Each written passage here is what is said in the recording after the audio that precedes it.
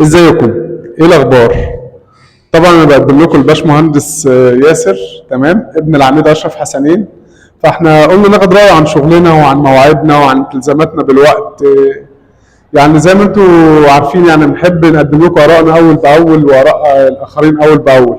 ازاي حضرتك يا هندسه؟ باشمهندس باسم كله تمام. تمام يا فندم، الحمد لله نشكر ربنا. ايه اخبار حضرتك يا كله فندم؟ تمام الحمد لله الحمد لله. انا مبسوط والله، اتعاملت معاك واتعاملت مع الشركه، شغل 10/10.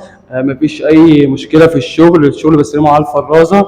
الحاجه تمام، المواعيد اكتر، يعني من اكتر الناس الملتزمه بالمواعيد.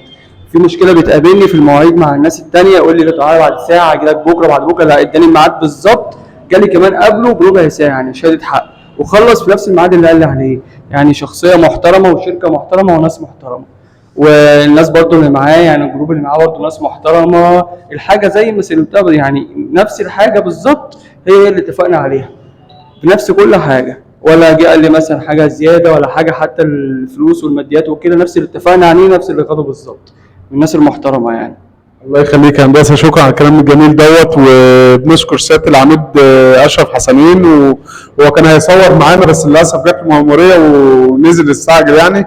اتصور معايا، هو ما قاليش حاجه، انا اصليتها ابين الجمال ده للناس، وقد ايه الناس دي محترمه ومنتظمه في شغلها وفي مواعيدها. الصراحه انا شهاده حق، مش كلام عن فيس وخلاص، ولا كلام عن النت وخلاص، ولا اي حاجه.